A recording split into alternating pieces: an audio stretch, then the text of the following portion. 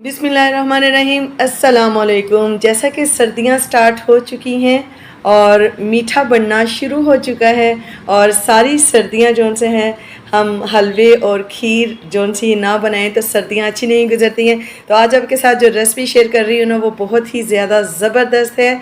हम घर में बनाएंगे जी ज़बरदस्त सा खोया, ठीक है जी। और खीर को अगर और हलवे को अगर मज़ेदार बनाना चाहते हैं तो उसमें चाहिए खोया। तो खोया अगर बाज़ार से लाएँ तो बहुत ही ज़्यादा महंगा मिलता है।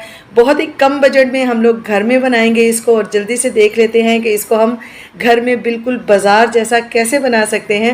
बहुत ही सिंपल और बहुत ही आसानी के साथ हम बहुत ही ज़बरदस्त खोया रेडी कर लेंगे जी। 1 किलो दूध से हम आधा किलो खोया जोन से है ना इजीली बना लेंगे।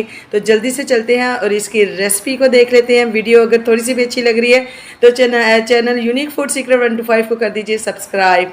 तो देख लेते हैं इसकी रेसिपी को।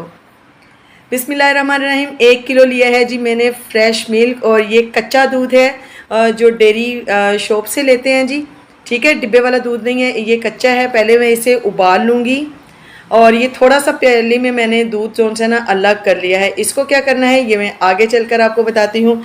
आपने वीडियो को स्किप नहीं करना, मुकम्मल देखना है। बहुत ही ये देखिए जी बड़े बड़े से उबाल आना शुरू हो चुके हैं दूध में। इस तरीके से हमने दूध को अच्छे तरीके से तकरीबन 6 से 7 मिनट जोन से इनको अच्छे तरीके से बॉईल कर लेना है। और साइडों से आप इस तरीके से चम्मच से स्पैचुला से साफ़ करते जाएंगे ताकि दूध की बलाई जोन सी है वो साथ चिपके नहीं, दूध के अंदर ही मिक्स होती रहे, ठीक है जी। मैं नॉन स्टिक पैन यूज़ कर रही हूँ तो इसमें दूध लगने का ज़्यादा ख़तरा नहीं होता है। अब ये जो हमने दूध सेपरेट किया है इसको देख लेते हैं। इसको क्या करना है, इसमें लिया है मैंने 2 टेबल स्पून चावल का आटा, ठीक है जी। 2 टेबल स्पून आपने चावल का आटा लेना है। ये देखिए मैं आपको चम्मच भी दिखा देती हूँ। और 2 टेबल स्पून ये वाला चम्मच है जी जिससे मैंने लिया है 2 टेबल स्पून चावल का आटा। और इसी से लेंगे हम 2 टेबल स्पून मिल्क पाउडर। कोई भी मिल्क पाउडर आप ले सकते हैं, किसी भी ब्रांड का, इसमें कोई भी टेंशन लेने वाली बात नहीं है। 2 टेबल स्पून आप लोगों ने ये दोनों चीज़ें ले लेनी और इसको अच्छे तरीके से मिक्स करना है कि कोई भी गुठली ना बने, ठीक है जी। ये देखिए हमने बहुत ही स्मूथली इसका जो है ना इसको घोल लिया है, इसका घोल तैयार कर लिया है। इसमें किसी किस्म की कोई गुठली नहीं है।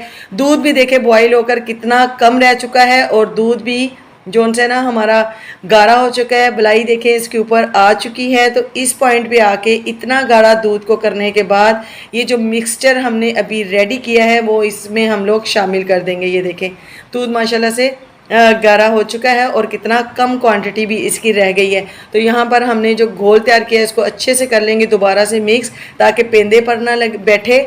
और उसके बाद इसको इस तरीके से थोड़ा थोड़ा शामिल करते जाएंगे और साथ साथ जो है ना आप चम्मच को हिलाते जाएंगे। ठीक हो गया ये जी। इसको हम अच्छी तरह से खंगाल कर इसमें डाल लेंगे ताकि इसके साथ ना लगा रह जाए। अच्छा जी, अब चम्मच को आपने अच्छे तरीके से चलाते रहना है, चम्मच को रोकना नहीं है। अगर आपका नॉन स्टिक पैन नहीं है तो आपने चम्मच को बिल्कुल भी नहीं छोड़ना, क्योंकि खोया हमारा जोन से है वो नीचे से लगना नहीं चाहिए।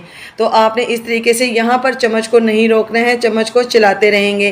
क्योंकि यहाँ आकर इसमें हमने चावल का आटा और जो इस्तेमाल किया है ना खुश्क दूध, उससे ये बहुत जल्दी लगेगा। तो आपने लगने नहीं देना। आप यकीन करें मार्केट से ज़्यादा और सस्ता ढेर सारा आप घर में बहुत ही इजी तरीके के साथ खोया मिक्स कर बना सकते हैं। यहाँ पर जी मैंने 1 टेबल स्पून लिया है देसी घी।